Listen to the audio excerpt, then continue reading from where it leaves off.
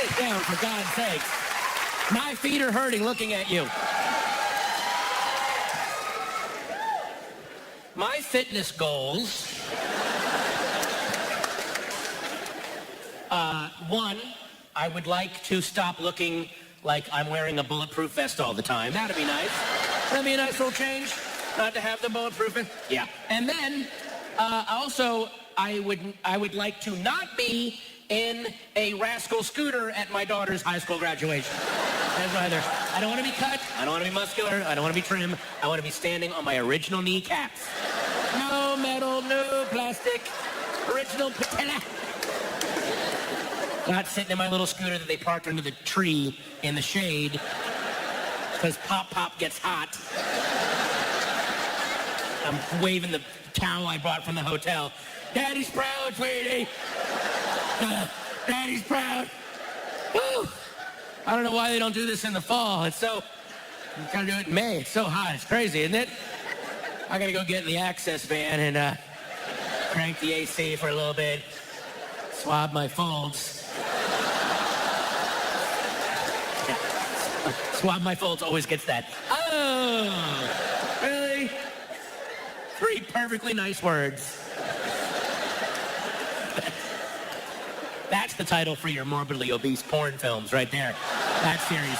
Swab my folds. Yeah. Yeah, you guys see, Swab my folds 1 through 9. It doesn't get good till number 3. 3 through 7 are great. The girl from 1, remember she got the lap band and it didn't take and she comes back for number 5. It's so Victorian. It's like, boom, just roaring back.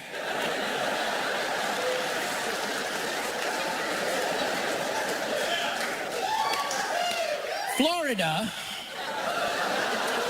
Look, there's a stereotype, cliche hack bit, if you will, that a lot of comedians do about, well, Florida's just America's dick. It's America's dick. Hanging down. Get it? Looks like a dick. America's dick.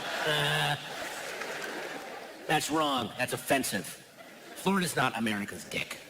Maine is America's dick. Maine is America's weird, stubby, like kind of uncircumcised, wider than it's long, and the foreskin's all bunched up on the top, kind of infected. It's only hard because of Cialis. You know, the guy's like, it's like a guy kind of like rubs it against girls in the nightclub. But he's the owner's son. They can't say anything. You're like, oh, just finish.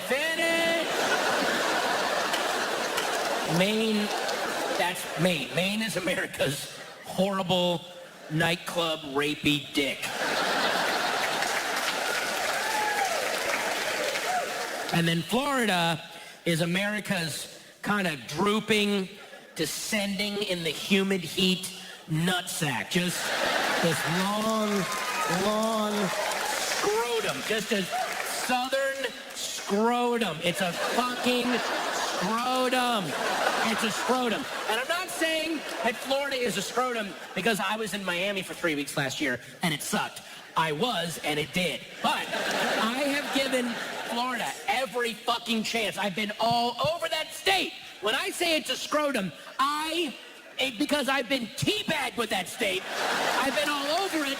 I've been to Orlando, Jacksonville, Gainesville, Tallahassee, Hollywood, Daytona, Fort Lauderdale, Captiva Island, West Palm Beach, all over that goddamn thing. The only reason to visit Florida is to identify your daughter's dead body. That is it. Yes, you heard me. The state flag of Florida should be a coroner holding up a sheet and then 2 parents just going like that, just screaming. And then there's a flamingo in the bottom right-hand corner with sunglasses going, yeah. And then in Latin it says, why did she go into porn? And that's the state flag of Florida. It's all, God, Florida is a vestigial sack. It's a anatomical sack that America's testosterone and anger drains into. And everyone in Florida, like if you go out with your friends, a group of you, and subconsciously, non-verbally, you just elect an alpha. Who's going to run things tonight? What bar are we going to? Where are we going to eat? And you're happy that there's an alpha for one night. I'm just going to relax and kick back. Florida, it's all alphas. Everyone, men, women, black, white, gay, straight, Jews, and Cubans, they're all alphas. And they're all fighting for dominance. They have to win everything. And it's so ugly, everything. It's just, all right. One day, I was in Miami, and I went walking up Collins Avenue to look at the gorgeous old Art Deco hotels, because I wanted to see something pretty for 10 fucking minutes. So I'm walking along, and who comes down the sidewalk? These two weightlifter dudes in their short shorts, and those weightlifter shirts that are like a towel, basically, that is cut into a shirt so the sides open, so you can see the meat display. And these guys, they're just like on a pussy safari, yeah. And they're walking along, and they look gayer than the pickup truck full of gay guys that's cruising alongside of them. 2 in the cab, 4 in the back, going, woo! Yeah! Like, just look at these guys. So one of the weightlifter douchebags stops, and he turns to the pickup truck. And he goes, hey, we're not gay, all right? And one of the guys in the back of the pickup truck says, it's still an ass, motherfucker!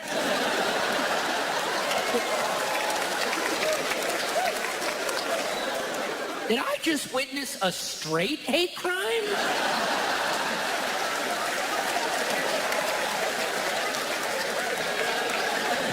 Like I see where the country's going, and it's terrifying. And you raise a little kid. Like in my mind, I'm like, well, I'm being a good dad, right? I'm trying. And then I have to question it every day of my life. Like my daughter right now, her big thing is she loves to ride her scooter. And she's good on it. She loves a little scooter. And near where I live, there's a park, and they have a scooter track, an actual track where the kids can ride their scooters around. I take my daughter there with her friends, puts her little helmet on, little pads on, and she just whips on this thing. And she's fearless. She's so fast. She's so confident. And I'm standing there going, I'm a good dad. I'm instilling confidence in her. I'm instilling self-actualization. I'm awesome. And I'm watching this feeling great about myself. And I look to the side of the scooter track, and there's a group of kids playing. They're around 6 or 7. And I wish I had a better way to describe this to you guys, but they were playing by literally throwing spears at each other. That's what they were doing. They had taken sticks and sharpened them and would just zing them at each other. Like, and like they would come in each other's faces, like, and the kid would just go, zoop, and it would barely not blind him for life. And he'd go, ha ha ha, and I didn't drive it into my eye socket. Whee! Childhood. So, and I'm watching these kids like, look at these horrible, worthless shit kids. They're terrible. Look at my daughter on her scooter. Good dad. So over in Spearland, wherever the hell it was, one of the little boys ran up to one of the little girls and said something really mean, and he runs away laughing. She picks up this huge spear and fires it at him and catches him right between the shoulder blades. I don't know if it pierced his skin, but he went down hard. Boom! And he's doing that kind of crying where he can't get enough air, like he's in so much pain and he's screaming. So this little girl's just thug monster dad comes stomping over. He picks up the spear that she threw. He gets right in her face with the spear. I swear to God, he does this. Don't throw that thing, right? Take it.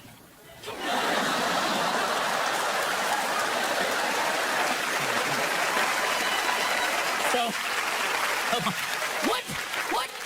what Hunger Games, Lord of the Flies shit is this? What a shit dad with his shit kids. Horrible. All of you die. And then after a second, I thought, wait a minute. What if I'm the shitty dad right now? Because I've been to Florida. I see where the country's going. This girl is going to have the skills she needs to survive in the testosterone and horror and rape-filled country that America's turning into. My daughter is going to be forced to go out into the ruins and look for food and medicine and be a slave to Thundra, the spear mistress. And she'll resent me the whole time. You're like, oh, thanks a lot, Dad. What were the amazing life-saving skills you taught me? Scooter riding and Blade Runner trivia. Thanks. Thanks, Dad.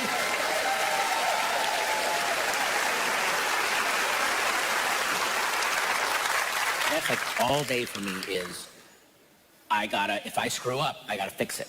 I have to balance the ledger. In my mind, there's a ledger. I screw up, okay, I gotta do something to balance that out.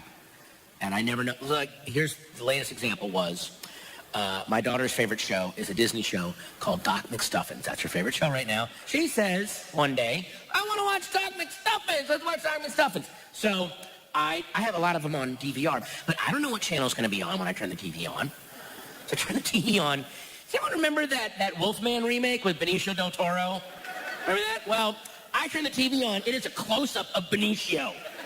And he is Wolfmaned out. Like, I mean, just total Wolfman and blood, and just close, like screaming as a werewolf. And my daughter doesn't cry, but she gets really still, and her eyes get really big. And I'm like, oh shit, no, go wait. And then I get Doc McStuffins on, but I flash forward in my head to when she's 25 going, yeah, the heroin takes care of the werewolf nightmares, Dad, thanks. Hurts, so I have to fix the werewolf. So that night we do Tubby and get her in her jammies, and then I'm reading her a lot of books, and then she goes, I want to watch movies on your pooter. She likes to watch stuff on the computer. So her favorite right now is Schoolhouse Rock. We watch Schoolhouse Rock. That's her favorite. I'm like, hey, that's good. Teach her something. We watch all of her favorites. We watch Interjections and Unpack Your Adjectives and Rufus Xavier Sarsaparilla. And then there's a new one she sees. She goes, I want to watch that one. And it's Them Not So Dry Bones. There's a skeleton inside of you. And it's all about your bone. And she gets up and she's dancing and laughing. My foot bone connected to my ankle bone. And she's doing the dance. And I'm like, hey, you know what? I think I've erased the werewolf. All right, sweetie, it's time for bed. Let's tuck you in. I tuck her in. I get into bed with the wife, turn the light out, going to sleep. 4 a.m, she comes running in, screaming bloody murder. And I'm thinking, oh, that fucking werewolf, god damn it. I'm like, what's up, sweetie? And my daughter's like, my skeleton is gonna come out of my body! My bones are gonna come out of my body! And my wife's like, what the hell did you show her? I'm like, it was her school, she was dancing to it! I'm like, sweetie, no, that's a cartoon. She goes, but it's a cartoon, the man skeleton came out and was dancing! Like, sweetie, no, that's just pretend. It's pretend. I promise, it's pretend. She goes, I want to sleep with you guys. I go, sweetie, get in bed. I'm so sorry. She goes, do you promise that my skeleton is not going to come out? Sweetie, no, I promise. It's all pretend. It's all pretend. It's a cartoon that does not happen. Let's snuggle up. We all snuggle up. I get the lights out, and her breathing is calming down. She's doing okay. And then she starts laughing her ass off. I'm laughing so hard. And I go, sweetie, what is it? And then she says, the doggy was wearing a shirt.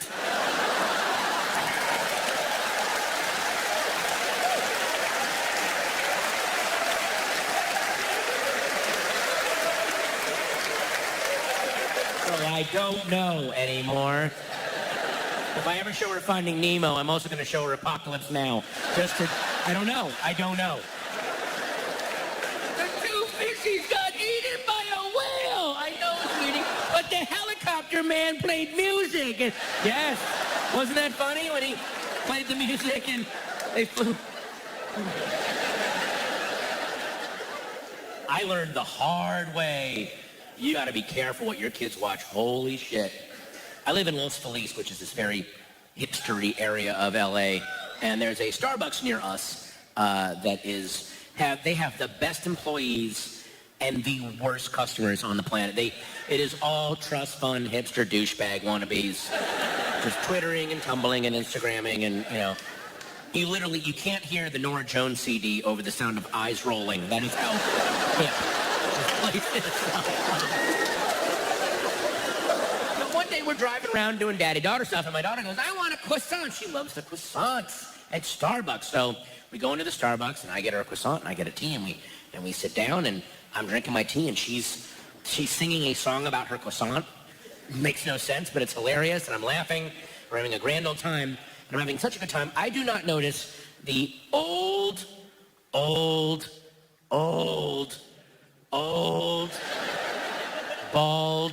black guy with the bright white beard who sits down next to me.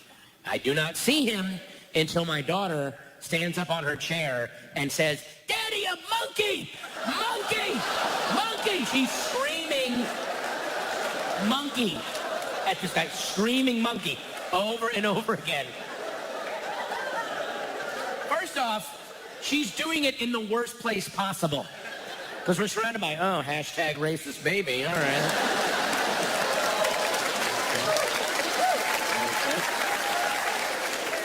Instagram clan dad.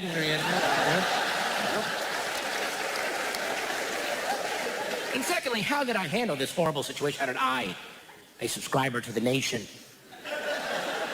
a green energy farmers market patronizing progressive liberal, how did I handle this situation? Did I sit her down and go, "Sweetie, that is not how we talk to or about other people. That is very offensive, and you can't do that"? Is that how I handled it? No. Here was my solution. I picked her up, shoved her face right next to mine, and then ran out going,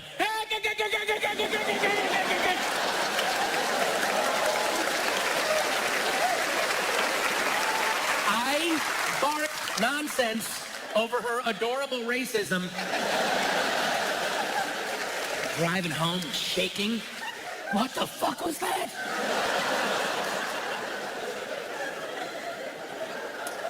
I don't know where that came from.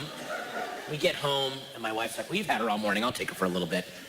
And so I'm in the kitchen having some water. I'm like, still freaked out, and I hear them talking. So my wife goes, "What do you want to do now, sweetie?" And my daughter says, "I want to watch a movie."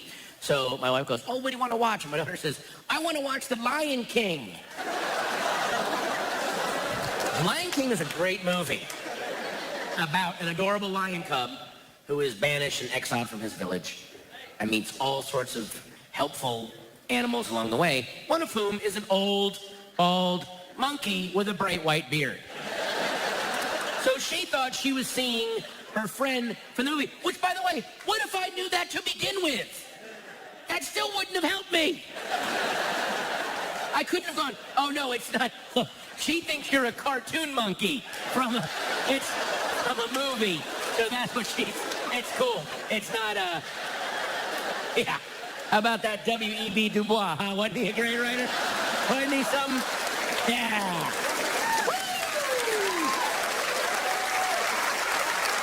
I'm not saying Lion King is racist. I'm just saying put a warning sticker on it. Warning, ages 4 and under may cause race riots. That's all I'm asking you. My daughter has made my depression way more creative. Because before my daughter, my depression was just like, "Hey, we're, everything you do is going to end in annihilation and entropy, so what's the point?" I'm like, "Shit, you're right. You win again, depression." But now I got this little nugget of endorphins. I'm like, I don't give a shit. Who cares? She's cool. My depression's like, shit. Gotta find another way. So my depression has really learned to pick its spots. The last time it got me, it was pretty clever. I'll give it credit. It was a Tuesday, like 11 in the morning, and I went to a grocery store near my house. So just get that visual in your head. It's a grocery store, 11 a.m. on a weekday. So there's like 600 people in it. It's basically empty. I just went in there like, I'll walk around and see if I need anything. Which, if you think about it, is a very debauched Roman emperor way to go shopping. Where you're like, I'll just walk up, line all of your goods on parallel shelves. I should walk by and review them and see if anything catches my fancy. Work harder for my attention, hard pretzels, if you want to ride in my chariot.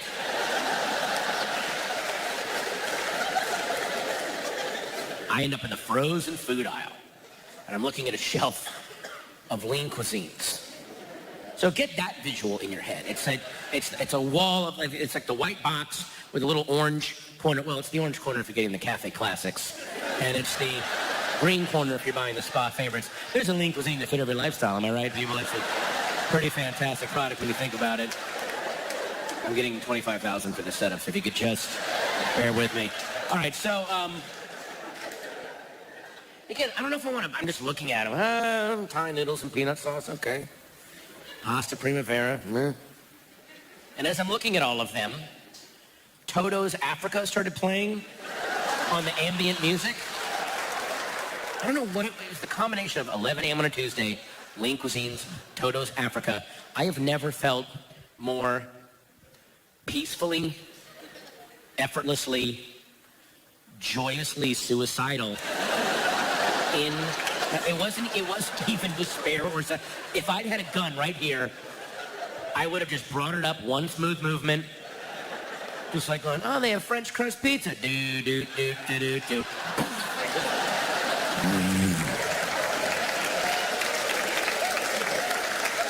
Like if someone had been at the end of the aisle and seen it, and the cops were like, what happened here? It's like, I don't know. He was looking at these Lean Cuisines, and then Toto's Africa, and the cops like, oh yeah, he killed himself. He's fine, yeah. He committed suicide. We know, he's good, yeah. No, he died happy. Just throw him on the loading dock. He's okay.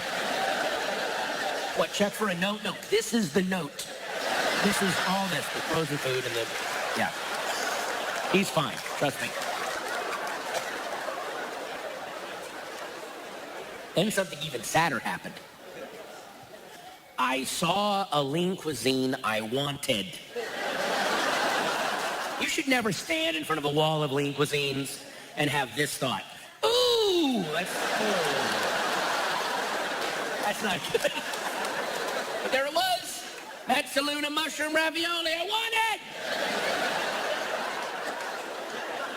Take it off the shelf. I'm looking at the heating instructions on the back. Remove tray from carton. Cut a slit in the plastic to vent. Place it in the microwave for 2.5 minutes. Remove. Peel back the plastic. Spoon the sauce over the ravioli to coat. Replace the plastic. Put it back in for 2.5. When I saw put it back in, I was like, no!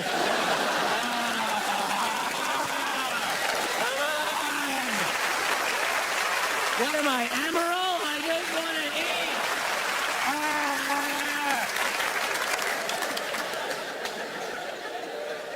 Then I spent, which must have been 6 minutes of my life, looking at the backs of other Lean Cuisines until I found one, glazed chicken over rice, which I did not want. But the instructions were, remove tray from box. Don't even cut a slit. This is 2013. Put it in the microwave for 5 minutes. That's it. Like, there's my dinner. That's what I'm having for dinner, is lack of effort. That is what I'm gonna eat. A big steaming plate of lack of effort. So that evolutionary track is done. If we started off as a species hunting food, trapping it, killing it, rendering it, cooking it, eating it, then that track is, if that led to me taking a tray out of a box, putting it in a bigger box, and hitting a single number, and then going, I'm gonna have glazed chicken and rice, and it's gonna come out and taste so nice. I'm gonna put it on a plate, maybe eat twice when I have my ding, yay! Like, okay, we're done. We're done. That's right. Welcome to the finish line, humanity. And I didn't mean to disparage the rock band Toto in that last bit. I don't know. I'm sure they're perfectly nice people. I have no idea. That's a big warning sign that you're getting older. The first one for men is you suddenly, for no reason, get really interested in World War II. That's like a big, just out of nowhere. Like, yeah, I was watching this thing about Rommel on the History Channel. He was kind of, oh my God, I'm 59! Second big warning sign for me so far has been, I don't hate any music anymore. I don't. There's music I don't listen to. That's as far as I take it. I don't, that's all. When I was 25, not only did I not listen to music, I had to fucking let you know. minutes at a time. Hey, let me tell you something about Creed and Nickelback, man. No, you don't fucking know, man, because those guys, the only reason that Nickelback does that music is for money and pussy. That's it. Did you know that? Why wasn't 44-year-old Patton around to talk to 25-year-old Patton and go, wow, boy, you really hit the nail on the head with that one, man. They're doing it for money. Wow, I've never had... Hey, can I ask you a follow-up question? Do you know what people do for money and pussy on this planet? They do horrific shit. They take over whole countries. They kill everyone. They rape everyone. They cut off limbs. Now, the guys in Nickelback said, well, I'd like that level of money and pussy in my life. I don't know if I want to kill anybody. What if instead we went, look at this boo. Would that work instead? They went with that option, which kind of makes them heroic when you think about it, you know. When I was 25, all I did was just scream, sell out, fucking sellouts, corporate sellout, industry bullshit, man. I look back on it and realized, I was screaming sellout because nobody wanted to buy what I was selling. That's why I was screaming sellout all the time. I didn't understand what selling out meant. I didn't know when people tell you, well, I came to the crossroads and I had to make that decision. Like in my mind, you come to the crossroads and you either choose integrity or you choose to sell out, and that's it. It's just once. And then I realized I was completely wrong about that. And I'm going to tell you a story about selling out. And the story's going to start off sounding like a brag. And a lot of you are going to hear it and go, well, fuck you. But rest assured, it turfs out so hard that you guys wind up feeling way better about this, okay? Recently, I was offered a gig at a casino. I'd never done a casino before. And it was up in Washington State, the Tulalip Resort and Casino. And so not only was it an offer to do a casino, it was the most money I've ever been offered to do anything in my life or career. For 1 hour of my time, they were not only offering me a profane amount of money, and they weren't offering me an obscene amount of money, they were offering me a sacrilegious amount of money. Like, Jesus should have come down and kicked me in the face when I heard the amount. And I hate to say this, but when I heard the amount, my lizard brain kicked in and went, the money I wanted! Off I go to the Tulalip Resort and Casino.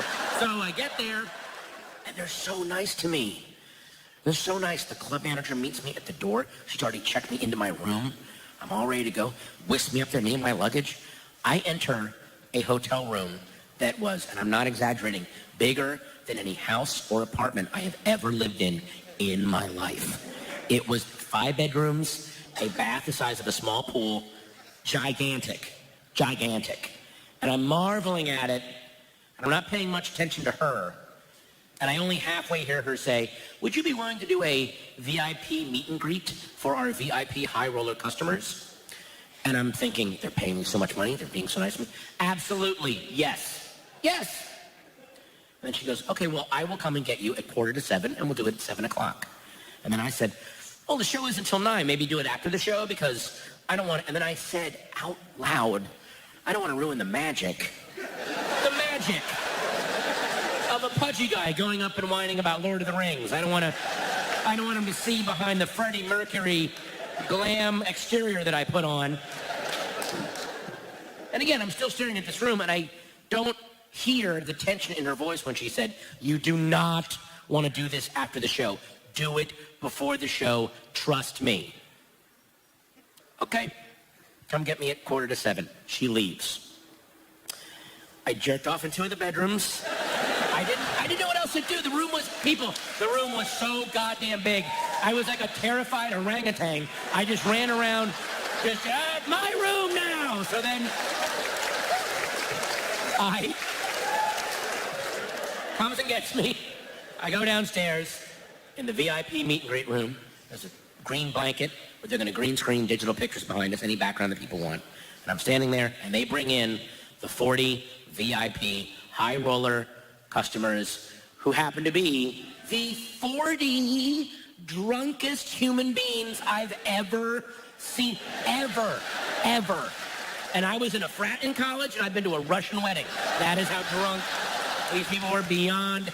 They're nonverbal. They're fucking nonverbal. And they're coming in just, and they kind of nudge them towards me, and they each, somewhere in America, in 40 different houses, there are pictures of me looking like, and then there's someone next to me going, and if those pictures can be reassembled, they form the key of time. So the whole thing takes 10 minutes, they leave. And I'm standing there thinking, it's fucking 7 o'clock. The show starts in 2 hours. They're going to drink more. That's why they're leaving. The room holds 400 people, so 1 out of every 10 will be that drunk. And in my mind, like, well, this is gonna be a nightmare. It's gonna be terrible. She goes, let's go back up to your room. We'll come get you at 10 minutes to 9. She leaves. I jerk off in the bathtub. She comes back. We go down, go backstage.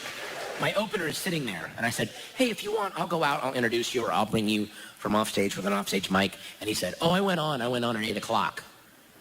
I said, you went on at 8? That sucks. You did an hour? That's a ripoff. He goes, oh, I just did 15 minutes. I asked, and then what happened? He said they kicked all the lights on in the room, and they had these portable bars in the back, and they said, next 45 minutes, $2 shots.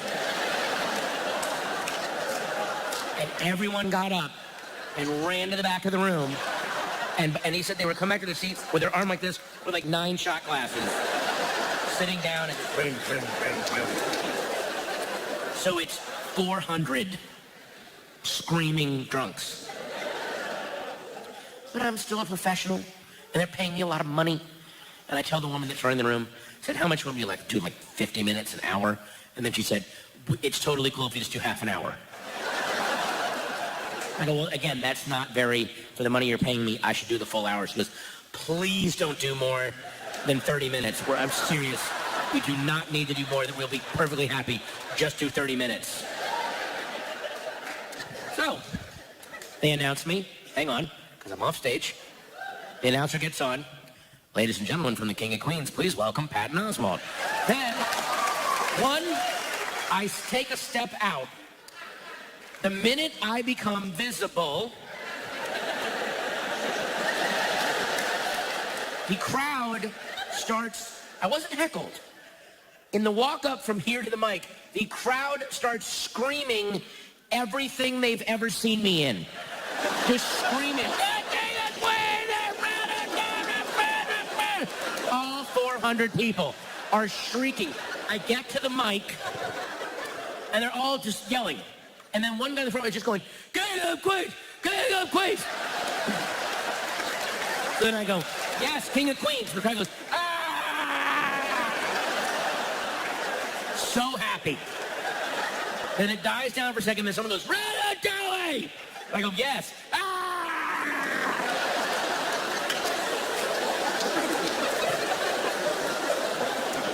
For half an hour, I did not tell one joke. I'm not exaggerating. I did not tell a joke. I had my career screamed at me. I agreed with it.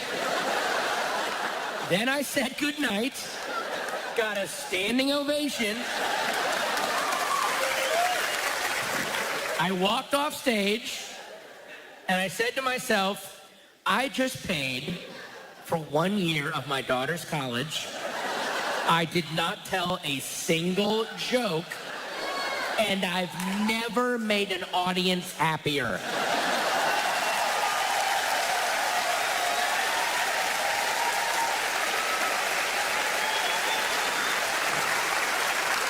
I work hard writing fucking jokes. Trying to be original, do new shit. I didn't know that if you get to a certain point in your career, you can just go and get looked at and screamed at, and pay. That's the fucking crossroads. Because when I got off stage, the lady that ran the club said, that was awesome. We have 15 other casinos. If you want to go out, we'll bring you up every weekend. Yeah. That offer is always there. So whatever you see me doing stand-up from this point on, just know that right behind me is the pulsing door of compromise and success. Always fucking there.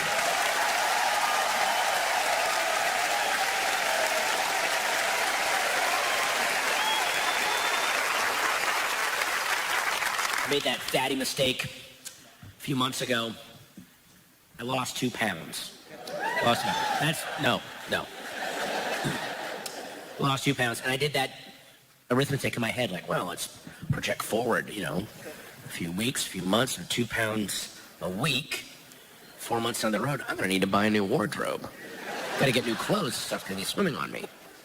This is like, I'm dressed how I should be dressed. This hides, this conceals the man boobs and the gut and the hips. It's very nice. This distraction, right? Me and the lead singer from Smash Mouth should get together and start a clothing line. I should call that guy. Let's call it Fireplug. Our slogan could be sit-ups, please. But at the time I'm thinking, it's time to go do some clothes shopping, get some fresh duds. It's time. I've earned it. So I go to the Macy's, and I'm walking around the Macy's men's department, and I'm in the sections I should be in with the bigger shirts and stuff like that. But in the middle of the Macy's men's department, there is a John Varvatos section.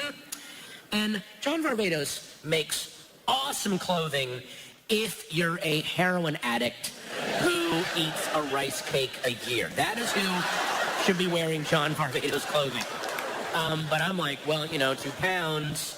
In a few months, I'm going to be in Iggy Pop country, so it's time to face the music.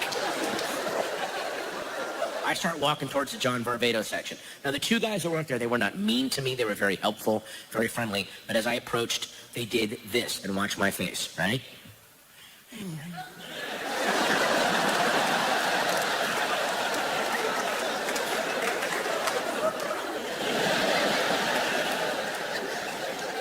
I'm walking up. Yeah, I'd like to get a pair of pants. Oh, what size do you wear, sir? 36-inch waist, 30 inseam. Okay. In John Varvatos' world, a 36-inch waist pant means you are 8 feet tall. A 30 inseam means you have a 12-inch waist. So what I had basically just done was walked up to these 2 perfectly nice young men and said, do you have any Hobbit clothing that I can purchase? Yeah, I'm thinking of having a picnic out in Mirkwood, and I need a sturdy pair of pantaloons. So they said, we have a pair of 36-inch waist pants. They have a 38 inseam.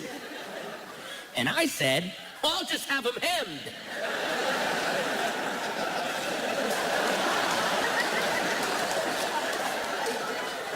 The look on their face. Everyone, see one of those Vietnam movies where a guy's stomach's been blown out and he's dead, but he doesn't know it yet, and he's talking to his friend, holding his hand like, we're going to go, they'll patch me right up. We'll go stateside and go to Vegas, just like we always talked about. And his friend's like, sure, we'll go to Vegas, man, yeah. Don't you worry. I'm going to patch you right up. Why don't you close your eyes, think about those slot machines. I'll go get the chaplain and come over and talk to you real quick. I'm going to patch you right up. That's how the John Varvatos guy, they were like, sure you're going to get those pants hemmed. You're going to have those pants right up. You'll be in the bell of the ball in your new rock star pants.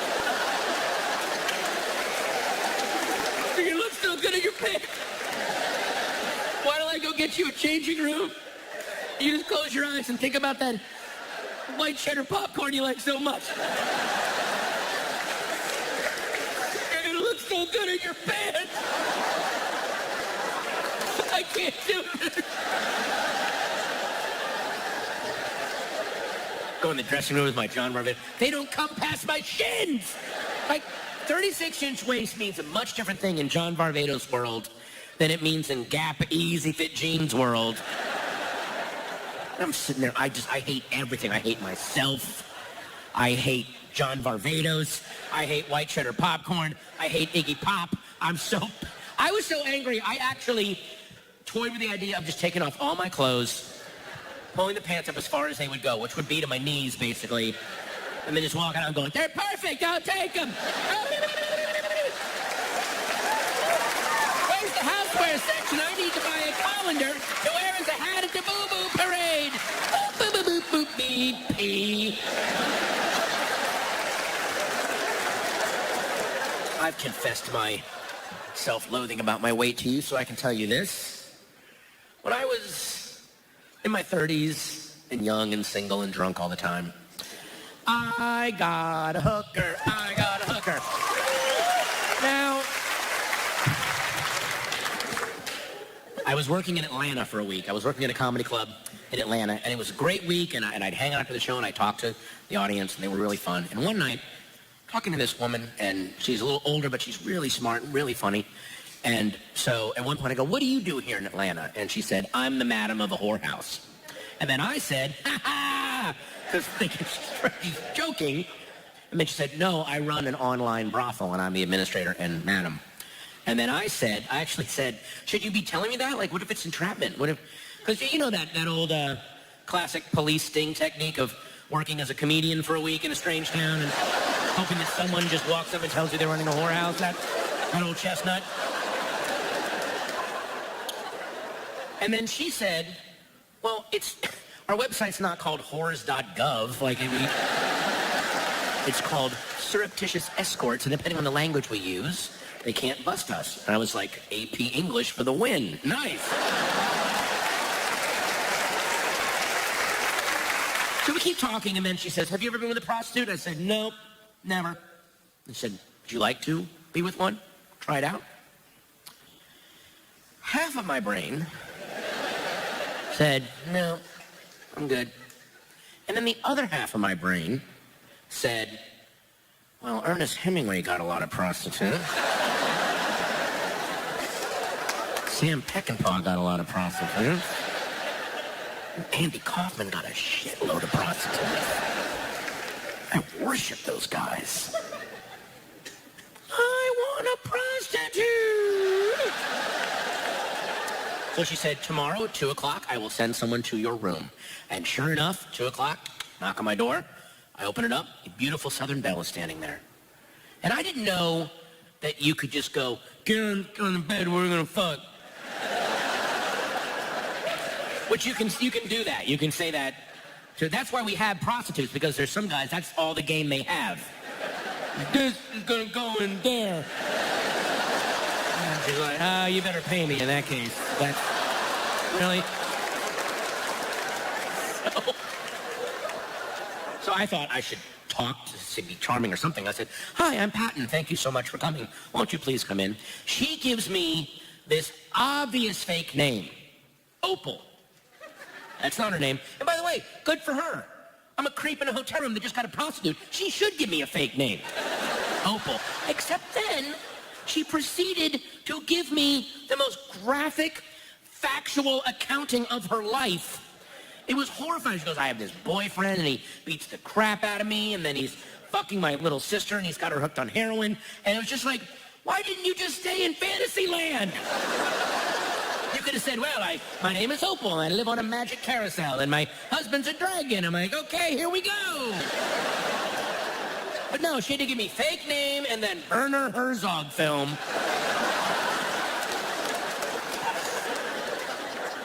And my dick and balls went, tell her we're not here. You are not sticking us inside this Jerry Springer episode. So I say, yeah, I'm having second thoughts, I guess, kind of cold feet. Would you mind terribly if perhaps we went down to the restaurant and had lunch first and maybe talked? And then she said, yeah, let's go get lunch. But she said it like this. Yeah, let's go get lunch. Like, and then you'll fuck me. Because clearly that's your thing. You have to watch me eat a sandwich first. Because, by the way, she's seen everything in these rooms. She's been in rooms where guys are like, I need you to put this plate of orange slices on your head, and then I'm going to watch Lethal Weapon 2 and jerk off. She's like, that's fine with me, man. Hey, dude, it's your money. It's your money. So we go down, and we're having lunch, and she's telling me about her life. It's just horrible, horrible, horrifying. Then I said the one thing that creeped her out, which was, thank you very much for coming. Here is the money I was supposed to give you. Sorry that I changed my mind. I'm going to go back up to my room. Please drive safe. It looked like it was about to start raining earlier. And then I left. And she had this look on her face like, what, did he fuck me and I missed it? Like, is his right foot just a dick and he got me under the table? But I left. I didn't do it. And that was in 2000. That happened in 2000. Since then, they show King of Queens like 5 times a day. I know she's seen me. And I know she's probably said to one of her friends, you know who's really fucked up? That guy.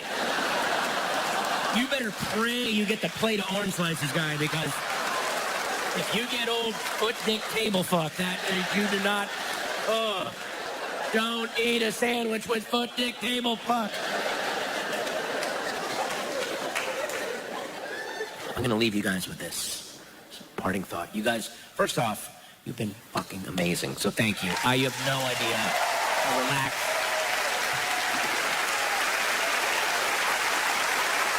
Thank you. Seriously, thank you. Germany. Here's that stereotype and cliche again about Germans, that they have no sense of humor and they don't get jokes. And I was in Berlin for 4 days last year, and I can say with all honesty, holy shit, is that true? Holy shit.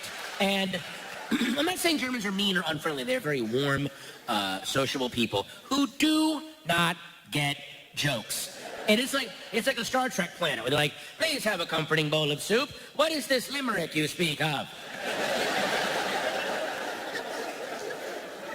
We landed at night. We're driving into Berlin. We pass a nightclub, and to decorate the outside of the nightclub, you know those little laser pointer things that well, they pointed 4,000 of them at the side of the nightclub, and they're all swirling around, creating this really cool visual effect. And we're driving by, and then I say, oh, looks like all the snipers are out tonight. Right?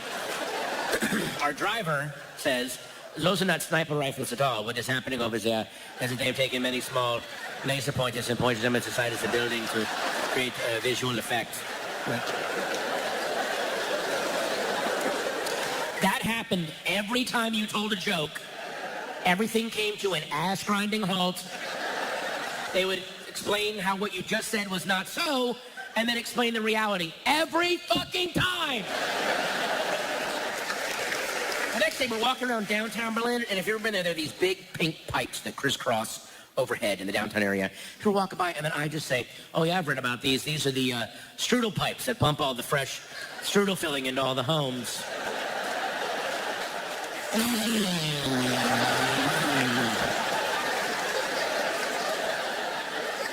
Our guide stops walking and says, those pipes contain no strudel filling whatsoever. What they are. And then he spent 10 minutes explaining how they pump seawater out of the aquifer. What the fuck is happening? And then I realized, oh, it's the Holocaust. It's because of the Holocaust. Any joke you make, they don't want it to lead to some snarky remark about the Holocaust, so they just nip it in the bud. I get it. If I was in any way connected to the Holocaust, all I would do is step on jokes all day. That's all I would do. No, those are not sniper rifles. What they have done is pointed many small laser pointers at the nightclub to create an optical visual effect. But you see that even if they were sniper rifles, they are in no way pointed at any Jews. I think that it's very clear that no Jews are being endangered over there. It's very safe to be a Jew in Germany these days, I think. Knock, knock. Many Jews that we have invited to our home to come and have a refreshment and maybe a cocktail, some snacks that we have made them, because it's great to be friends with Jews, and we're always inviting them to come over because we love them so much. Why did the chicken cross the road? To see all of the Jews on the other side. There were so many Jews, and they were happy. They were not waiting for a truck or a train to take them anywhere. They were just enjoying the nice spring day. And they did not all fall onto the chicken in Claire de Pas because they were starving. They just looked at the chicken. They'd all had a nice lunch earlier. Because there's one thing that you can count on is it's very fun to be a Jew in Germany. Folks, thank you so much, Eddie.